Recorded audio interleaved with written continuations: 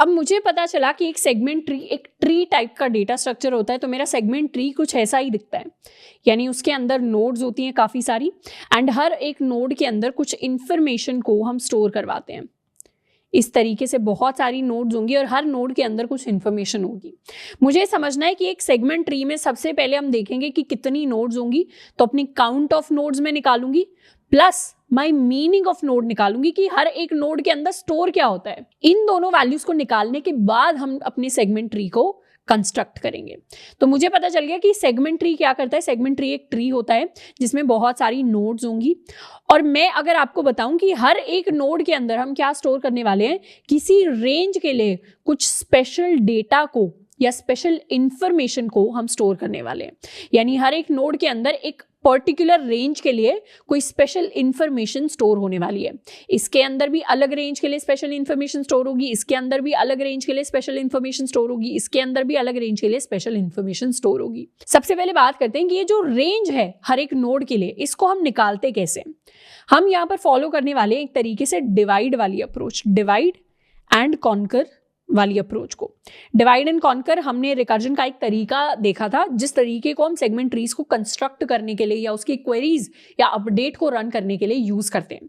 Divide and conquer क्या कहता था? डिवाइड एंड कॉन्कर ये कहता था, हमने merge sort and quick sort के अंदर डिवाइड एंड कॉन्कर को देखा था कि अगर आपके पास एक एरे है ना, तो आप इसको दो हिस्सों में डिवाइड कर दो, उसके बाद आपके पास एक छोटा एरे आ जाएगा, ये भी छोटा एरे आ जाएगा। एक तरीके से ये मेरी छोटी प्रॉब्लम है, ये मेरी छोटी प्रॉब्लम है। अब इसको भी दो हिस्सों में डिवाइड कर दो, ये एक छोटा एरे आ जाएगा, ये एक छोटा एरे आ जाएगा। This will also be a smaller array, this will also be a smaller array. और यहाँ पर जब सबसे छोटी प्रॉब्लम आ जाएगी तब उसको आप सॉल्व कर दो। सेम अप्रोच हम क्विक सॉर्ट के अंदर यूज कर रहे थे, सेम अप्रोच हम मर्ज सॉर्ट के अंदर यूज कर रहे थे, एंड सेम अप्रोच हम यहाँ पर यूज करेंगे फिगर आउट करने के लिए कि मुझे अपने सेगमेंट ट्री को बनाना कैसे। मेरे पास शुरुआत में अगर कोई भी एरे दिया हुआ है तो मैं क्या करूंगी, सबसे पहले तो इस एरे का मिडिल निकाल लो।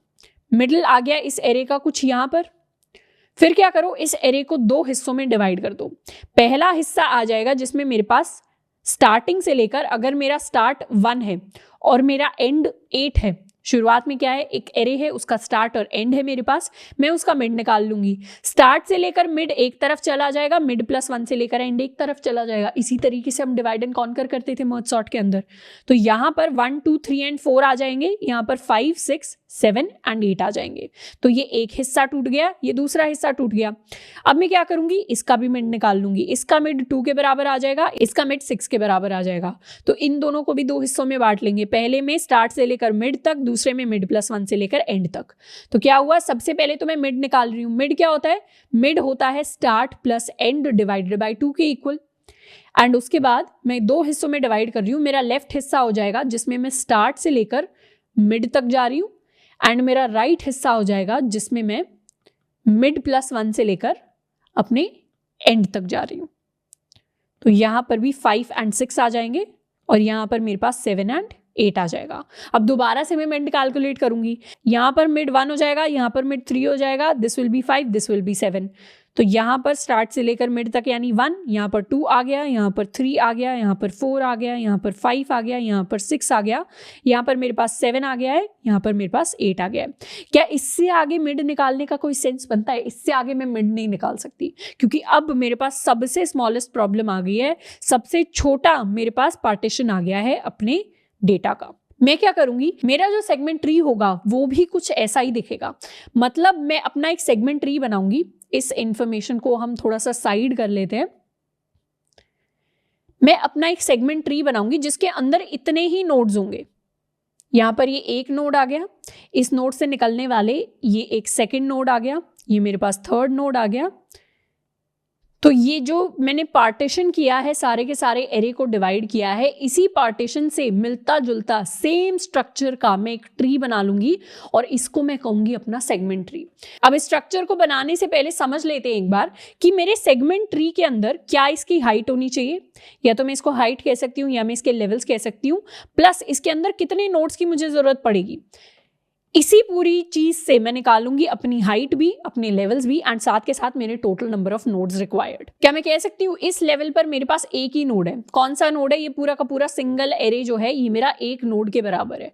ये सिंगल एरे डिनोट करता है इस वाली नोड को। तो इस लेवल पर एक ही नोड है, इस लेवल पर कितनी नोड हो गई मेरे पास, इस लेवल पर ये एक नोड हो गई, ये मेरे पास सेकंड नोड हो गई, तो मेरे पास 2 नोड्स हो गई। इस लेवल पर कितनी नोड्स हो गई मेरे पास हो गई 4 नोड्स, यानी एक ये, एक ये, एक ये, एक ये। क्या मैं कह सकती हूँ this is 2 to the power 0, this value is 2 to the power 1, this value is 2 to the power 2, and यहाँ पर कितनी टोटल नंबर ऑफ नोड्स होंगी, इस लेवल पर मेरे पास 2 to the power 3 total nodes होंगी, 2 to the power 3।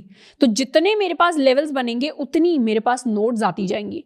0th level पर, this is my 0th level, इस पर 2 to the power 0 नोड्स होंगी। फर्स्ट लेवल पर मेरे पास 2 to the power 1 नोड्स होंगी, सेकेंड लेवल पर मेरे पास 2 to the power 2 नोड्स होंगी, एंड इस तरीके से। मान लेते हैं मेरे पास x लेवल्स है, मेरी टोटल जो नोड्स होंगी वो हो जाएंगी 1, या 1 की जगह इसको हम लिख लेते हैं 2 to the power 0 plus 2 to the power 1 plus 2 to the power 2 plus 2 to the power 3। और अगर मेरे पास टोटल x लेवल्स हैं, यानी इसके आगे भी अगर डिवीजन हो पाता, अगर मेरे पास बड़ा एरे होता तो उसके आगे भी मैं डिवाइड कर पाती चीज़ों को, और लास्ट लेवल अगर x है तो कितनी नोड्स होती उस लास्ट लेवल में, 2 to the power x nodes होती। तो यहाँ पर ये जो सम है ये चला जाता 2 to the power x तक। क्या मैं कह सकती हूँ ये मेरे पास एक ज्योमेट्रिक प्रोग्रेशन फॉर्म हो रहा है। ज्योमेट्रिक प्रोग्रेशन क्या होता है, ज्योमेट्रिक प्रोग्रेशन होता है जिसके अंदर आपके पास ऐसे नंबर्स का आपको सम चाहिए जिनके अंदर आप सेम नंबर को मल्टीप्लाई करके, सेम रेशियो को मल्टीप्लाई करके अगला नंबर लेकर आ सकते हैं। यानी अगर 2 to the power 0 में मैंने 2 को मल्टीप्लाई कर दिया तो 2 to the power 1 आ गया, 2 to the power 1 में मैंने 2 को मल्टीप्लाई कर दिया तो 2 to the power 2 आ गया, 2 to the power 2 में मैंने 2 को मल्टीप्लाई कर दिया तो 2 to the power 3 आ गया, 2 to the power x - 1 में मैंने 2 को मल्टीप्लाई कर दिया तो 2 to the power x आ गया मेरे पास। तो ये एक जीपी है। मैथ में जीपी क्या होता है, ज्योमेट्रिक प्रोग्रेशन कहते हैं इनको। जो स्टूडेंट्स नॉन मैथ बैकग्राउंड से हैं वो इसके बारे में जाकर पढ़ सकते हैं। ज्योमेट्रिक प्रोग्रेशन होता है एक मेरे पास, एक एरिथमेटिक प्रोग्रेशन होता है। एरिथमेटिक प्रोग्रेशन वैसे तो 10th तक की मैथ में जीपी एंड एपी दोनों कवर हो जाते हैं, तो 10th तक अगर आपने मैथ पढ़ी है तो कोई परेशानी नहीं होनी चाहिए। जीपी एंड एपी बहुत कॉमन सीरीज हैं, इनके बारे में हम डिटेल में जाकर पढ़ सकते हैं। ये जो मैं मैथ बता रही हूँ इस मैथ के हमें डिटेल में नहीं जाना, हाँ समझ में आना चाहिए मैथ। तो अगर आपको प्रॉब्लम हो रही है समझने में थोड़ी सी भी तो ज्योमेट्रिक प्रोग्रेशन के बारे में हल्का सा पढ़ लेना। बट सबसे ज़्यादा इंपॉर्टेंट है ये मैथ से जो मैं लास्ट वाली वैल्यू डिराइव करूंगी ना उसको याद रखना। तो अभी के लिए अगर आपको हल्का सा कम समझ में आ रहा है मैथ तो परेशानी की बात नहीं है। ये सारे के सारे नोड्स हैं। अब इन सारे के सारे नोड्स का कुछ सम होगा। जीपी का फॉर्मूला होता है टोटल सम को निकालने का। वो फॉर्मूला ये कहता है कि sum is equal to a into r to the power n-1 divided by r-1। ये मेरे जीपी का सम का फॉर्मूला होता है। इसमें अगर मैं वैल्यूज को देखूं तो मेरा a क्या हो जाएगा, मेरा a हो जाएगा 2 to the power 0 यानी 1 के बराबर। This value is my a। मेरा r क्या हो जाएगा, मेरा r हो जाएगा 2 के बराबर। a होता है फर्स्ट टर्म, इस सब में फर्स्ट टर्म क्या है, फर्स्ट टर्म इसके बराबर है 2 to the power 0 which is equal to 1। r क्या होता है, r होता है वो कॉमन टर्म जिसको बार बार मल्टीप्लाई किया जा सकता है। यानी 2 to the power 1 से अगर 2 को मल्टीप्लाई कर दूं तो 2 to the power 2 आ जाएगा, इससे 2 को मल्टीप्लाई कर दूं 2 to the power 3 आ जाएगा। तो ये जो टर्म है जिससे मल्टीप्लाई किया जा सकता है बार बार, इसको हम कॉमन टर्म या कॉमन रेशियो r कहते हैं। तो r आ गया।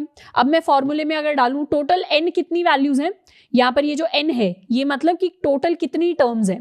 तो 0 से लेकर अगर मैं x तक गई हूं तो टोटल कितनी टर्म्स, x + 1 टर्म्स के इक्वल है। तो सम को अगर मैं निकालूं सम की वैल्यू हो जाएगी 1 into 2 to the power x + 1 -1 divided by r-1 यानी 2 - 1, ये वैल्यू भी हो जाएगी 1 के equal. This value is equal to 2 to the power x + 1 -1। तो मेरे जो टोटल नंबर ऑफ नोड्स हो गए वो हो गए हैं 2 to the power x + 1 -1 के बराबर। अब ये x की वैल्यू कैसे निकाले, x का मतलब है माई लास्ट लेवल। अब मुझे पता है शुरुआत में यानी 0th लेवल पर मेरे एरे का साइज क्या है, मेरे एरे का साइज n के बराबर है।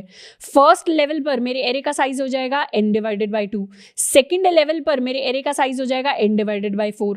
थर्ड लेवल पर मेरे एरे का साइज हो जाएगा n डिवाइडेड बाई 8। ये वैल्यू क्या है, this is n divided by 2 to the power 0, this is n divided by 2 to the power 1, this is n divided by 2 to the power 2, this is n divided by 2 to the power 3। इसी तरीके से xth level पर यानी जो मेरा last level होगा उस पर साइज हो जाएगा n divided by 2 to the power x के बराबर। यानी मेरे एरे का साइज क्या हो जाएगा, n divided by 2 to the power x। यहाँ पर एरे का साइज 4 के बराबर है, फिर 2 के बराबर हो गया, फिर 1 के बराबर हो गया, शुरुआत में 8 के बराबर था, तो हर बार एरे का साइज आधा हो रहा है, यानी और डिवाइडेड बाय 2 बढ़ रहा है उसके अंदर। तो लास्ट लेवल पर कितने मेरे पास एरे का साइज होता है, एरे का साइज लास्ट लेवल पर हमेशा 1 के बराबर होता है। ये भी एरे का साइज 1 है, ये भी एरे का साइज 1 है, ये भी एरे का साइज 1 है, ये भी एरे का साइज 1 है। तो एरे का साइज लास्ट लेवल पर मुझे पता है कि 1 के इक्वल होता है। तो क्या मैं कह सकती हूँ कि this n divided by 2 to the power x, this value is my array size, this is equal to 1।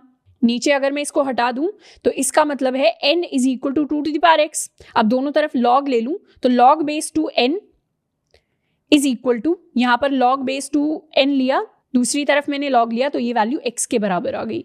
तो log base two n is equal to my x। तो क्या मैं कह सकती हूँ मेरे पास कितने लेवल्स हैं, मेरे पास log n लेवल्स हैं। ये मेरी x की वैल्यू आई है मैथमेटिकली। ये इंपॉर्टेंट नहीं है इतना ज़्यादा कि हमने किस तरीके से डराइव किया है, अलग अलग तरीके होते हैं निकालने के। मैंने बस क्या किया है, हर बार मुझे पता है एरे का साइज ज़्यादा हो रहा है, एरे का साइज ज़्यादा हो रहा है, लास्ट पर जाते जाते एरे का साइज 1 के इक्वल हो जाएगा। और एरे के लेवल्स कितने हैं, x ले लिया है लेवल्स को, तो मुझे पता है 2 टू द पावर x की वैल्यू n के इक्वल आ जाएगी और x की वैल्यू log n के इक्वल आ जाएगी। पर मुझे याद क्या रखना है, मुझे ये याद रखना है कि कितने लेवल्स होते हैं। लेवल्स यानी x की वैल्यू होती है log n के बराबर और बेस 2। ये एक चीज मुझे अपने नोट्स के अंदर याद रखनी है। दूसरी चीज जो याद रखनी है वो ये है कि अगर मैंने x की वैल्यू log n निकाल ली, x की वैल्यू मेरे पास अगर log n के इक्वल आ गई है ये वैल्यू, तो अब मैं नोट्स भी निकाल सकती हूँ। Total number of nodes, total number of nodes हो जाएंगे 2 to the power this value is equal to log n plus 1 minus 1 के इक्वल। यहां पर हल्का सा मैथ लगाएंगे तो this will be log of 2n plus log of 2 to 1 को मैंने log ऑफ 2 बेस 2 में कन्वर्ट कर दिया, minus 1। This value is equal two plus से मल्टीप्लाई, ये थोड़ा log वाली मैं चीजें लगा रही हूँ जो मैथ के स्टूडेंट्स को ज्यादा याद रहेंगी। log a plus log b क्या होता है, this is equal to log of a into b। तो यहाँ पर सेम लॉजिक लगा दिया, 2 to the power log base 2 2n minus 1, ये वैल्यू हो जाएगी। log का मतलब होता है 2 की पावर क्या रखें कि 2n आ जाए, तो आपने 2 की पावर वही रख दिया कि 2n आ जाएगा। तो अब यहाँ पर आ गया 2n माइनस 1। तो कितने टोटल नंबर ऑफ नोड्स हो जाएंगे, टोटल नंबर ऑफ नोड्स एक सेगमेंट ट्री के अंदर विद अ साइज n मेरे पास 2n माइनस 1 के इक्वल हो जाएंगे। तो दो चीजें मुझे याद रखनी है। पहली चीज जो मुझे याद रखनी है, मैथ अगर आपको नहीं समझ में आया तो ज्योमेट्रिक प्रोग्रेशन और लॉग की थोड़ी सी हमें नॉलेज लेने की जरूरत है, उसको हम अपने एक्स्ट्रा टाइम में पढ़ सकते हैं। नहीं तो इंटरव्यू में कोई आपसे लिटरली मैथ करवा कर इतना नहीं देखता, वो आपकी अपनी पर्सनल अंडरस्टैंडिंग के लिए है, जिससे आपको आगे के सवालों में हेल्प मिले। अगर आप प्रैक्टिस कर रहे हैं तो उस टाइम पर चीजें ज्यादा समझ में आए। नहीं तो हमें यहाँ से 2 पॉइंट्स लेकर जाने हैं। पहला पॉइंट ये है कि टोटल लेवल्स कितने हैं, टोटल जो मेरे पास लेवल्स हैं वो log n बेस 2 के बराबर है। एंड सेकंड पॉइंट जो मुझे लेकर जाना है कि टोटल नोड्स कितने हैं मेरे पास अपने सेगमेंट ट्री के अंदर, वो हैं 2n माइनस 1 के बराबर। ये दो मेरे सबसे इंपॉर्टेंट पॉइंट्स हैं। तो जैसा मेरा ये स्ट्रक्चर मैंने बनाया है, इससे जो मैंने अपने लेवल्स निकाले हैं, इससे जो मैंने अपने नोड्स निकाले हैं, वही लेवल्स और वही नोड्स मेरे सेगमेंट ट्री के अंदर भी बन रहे होंगे। अब यहाँ पर एक एक्स्ट्रा चीज हम करते हैं कोड के लिए।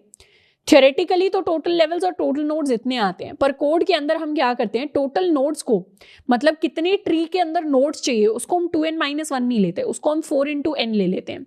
ये हम 4 इंटू n क्यों लेते हैं, सिर्फ सेफ्टी के लिए, मतलब चीजें ठीक रहें, क्योंकि मेरा जो सेगमेंट ट्री होता है वो एक फुल बाइनरी ट्री होता है। तो फुल बाइनरी ट्री की सारी प्रॉपर्टीज को सेटिस्फाई करे, हमें जो स्पेस है उसकी स्टोरेज की कमी ना पड़ जाए, इसीलिए सिर्फ सेफ्टी पर्पस के लिए इसको 4 मल्टीप्लाइड बाय n के इक्वल लिया जाता है। आंसर 2n माइनस 1 आएगा, बट हम लेते इसको 4 इंटू n है। तो ये दो इंपॉर्टेंट पॉइंट्स हैं। अब दोबारा बढ़ जाते हैं अपनी मीनिंग की तरफ। मैंने निकाल लिया कितने नोड्स होने वाले मेरे ट्री के अंदर, कितने लेवल्स होने वाले मेरे ट्री के अंदर। अब देख लेते हैं मेरे हर एक ट्री के नोड में मैं स्टोर क्या करवाऊंगी। इन वैल्यूज को मैं हटा देती हूं। ये मेरा सेगमेंट ट्री है जिसके हर एक ट्री के नोड में मैं स्टोर करवाने वाली हूं अपनी रेंज क्वेरी का आंसर। यानी ये जो मेरा रूट नोड है इसके अंदर 0 से लेकर n-1 यानी पूरे के पूरे एरे में से जो भी मुझे आंसर निकालना है उसकी रेंज का आंसर होगा। यानी अगर मेरा सवाल है कि मुझे सब एरे सम निकालना है, अगर मुझे सवाल के अंदर सब एरे का सम निकालना है i से लेकर j तक, तो अगर i की वैल्यू 0 है और j की वैल्यू n-1 है, यहाँ n क्या है, n है 8 के बराबर, तो n-1 0 से लेकर 7 तक का, मतलब इस पूरे के पूरे रेंज का, यानी 0 से लेकर 7 तक का पूरे एरे का जो भी सब एरे सम आएगा वो इस नोड के अंदर स्टोर होगा। अब इस नोड की बात कर लेते हैं। इस नोड के अंदर हम इस रेंज का सम स्टोर करवाएंगे, यानी 0 से लेकर 3 तक की रेंज का जो सम आएगा वो यहां पर आएगा 0 से 3, एंड 4 से लेकर 7 तक का सम यहां पर आएगा। मतलब इन 4 नंबर्स का सम यहां पर आएगा और इन 4 नंबर्स का सम हम यहां स्टोर करवाएंगे। फिर इन 2 नंबर्स का सम यहां पर आएगा, इन 2 नंबर्स का सम हम यहां स्टोर करवाएंगे, इन 2 नंबर्स का सम यहां पर आएगा, इन 2 नंबर्स का सम हम यहां पर स्टोर करवाएंगे। इस तरीके से जो रेंज क्वेरीज का आंसर होता है, अलग अलग रेंज के सम अलग अलग नोड्स के अंदर स्टोर होते हैं। जैसे अगर इस सम को मैं एक्चुअली स्टोर कराने निकलूं, यहां पर मुझे पता है 0 से लेकर 7 तक का सम आना चाहिए, तो इन सब का सम मेरे पास कैलकुलेट होकर आएगा 36 के इक्वल। यहां पर 0 से लेकर 3 तक का और यहां पर 4 से लेकर 7 तक का सम, तो इन 4 नंबर्स का सम यहां पर आना चाहिए। 1 + 2 3, 3 + 3 6, 6 + 4 10 के इक्वल, और इन 4 का सम यहां पर आना चाहिए, which will be equal to, this value is 11, 11 + 7 18, 18 + 8 हो जाएगा 26 के इक्वल। अब यहां पर 0 से लेकर 1 तक का सम आना चाहिए, यहाँ पर 2 से लेकर 3 तक का सम, यहाँ पर 4 से लेकर 5 तक का सम, यहाँ पर 6 से लेकर 7 तक का सम। तो इन दोनों का सम हो जाएगा 3 के इक्वल, इन दोनों का सम हो जाएगा 7 के इक्वल, इन दोनों का सम हो जाएगा 11 के इक्वल, इन दोनों का सम हो जाएगा 15 के इक्वल। और यहाँ पर इसका सम 1 ही होगा, इसका सम 2 ही होगा, इसका सम 3 होगा, इसका सम 4 होगा, इसका सम 5 के इक्वल होगा, इस वैल्यू का सम 6 के इक्वल होगा, इस वैल्यू का सम 7 के इक्वल होगा, एंड इस वैल्यू का सम 8 के इक्वल होगा। तो इस डेटा के लिए अगर मुझे क्वेश्चन के अंदर सब एरे सम बनाने को बोला है तो मेरा सेगमेंट ट्री ऐसा दिखेगा। मुझे इस ट्री को फॉर्म करना है अपने कोड की हेल्प से। तो यहां से मैंने 2-3 चीजें फिगर आउट की कि कितने नोड्स होने चाहिए मेरे सेगमेंट ट्री के अंदर, कितने लेवल्स होने चाहिए मेरे सेगमेंट ट्री के अंदर, एंड साथ के साथ हर एक ट्री की नोड में क्या डेटा स्टोर होगा, उसके लिए मैंने मीनिंग बता दिया हर एक नोड का। क्या डेटा स्टोर होने वाला है हर एक नोड के अंदर, it will be the answer of, या फिर आंसर में मुझे पता ही है subarray sum of different ranges. तो मैंने एक फुल बाइनरी ट्री बना लिया। मेरा जो सेगमेंट ट्री होता है वो एक टाइप का बाइनरी ट्री होता है, जो कि एक फुल बाइनरी ट्री होता है जिसके अंदर मैं अपने डेटा को स्टोर करूंगी।